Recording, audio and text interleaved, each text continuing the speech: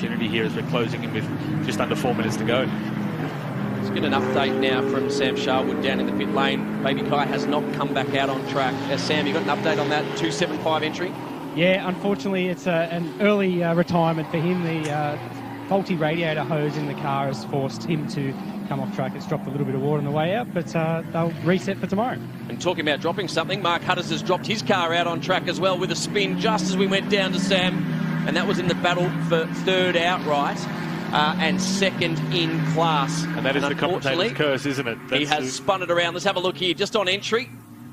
You can see the car get that little hop over the curb on the inside as well. He's choked it a little bit. I think he's probably trying to look at getting a line over Corporate Hill, that next turn ahead of him there. But he did a good job there. We see a lot of people end up in the fence doing that manoeuvre. So he's done a good job to arrest the car, recover, and then keep going. It is a shame for his overall race result. So watching in on the garage, there's some nervous faces. Enzo Cheng holds on, but the gap, 7/10. There's enough time. There's enough time here, Red. And Policina, he's going to want the outright. He's already got the class, but he wants the checkered flag first. And that little inset video there was the MC Corsa garage that are running both of these cars here. By the looks of it, I think they need a bigger TV. They're all hunched around. We need to get them a big screen TV in there. But look, they're going to be biting fingernails off. Adriano Giorgi, the team principal, puts his heart and soul into this team. And obviously having his two cars potentially duking it out in the last lap or two of the race is probably the most stressful situation he can have at the moment. 6/10. He's in the window. He's attached now. So don't worry about the time margin. Now a little bit of a wiggle. Tyres are starting to say, please, is it nearly over? Is it nearly over? And the thing we have discussed this year as well, the driver coach, Ben Porter here, is coach for Enzo Cheng and Jim Policina. So what do you do as a driver coach at this position? Who are you barracking for? Who are you telling to yield? Who are you telling to push? Oh, he'd be closing his eyes. The radio's not working is what Ben Porter would do.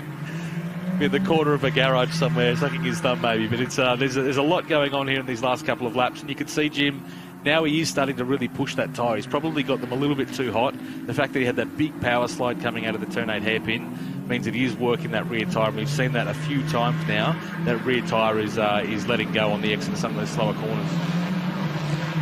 1 minute 16 plus 1 lap remaining. Race 1, round number 4. We've got 5 rounds. We'll go to the Bend next in September. The next round as part of... And that is our finale. That is our championship finale round as well. 5-round championship for us. So we have done Club Challenge there for a couple of years, so our drivers know the track. We've got some great data there. So I expect the drivers to be turning up, you know, full of gusto at that circuit. It's a fantastic track for these cars. I've got to give a shout out as we start to count down the clock to the organisers of this. The tracks that have been chosen for Ferrari Challenge are the perfect tracks for GT-style cars.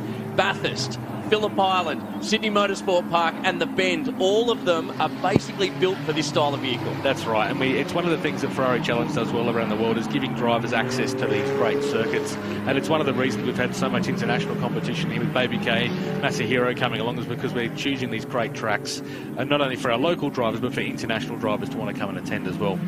13 seconds, which means we've got 1 lap remaining, and then the battle is on. 4/10 was the last split. Enzo Cheng, your pole man, he's held on thus far. Can he hold on for 1 more lap? The clock counts down now.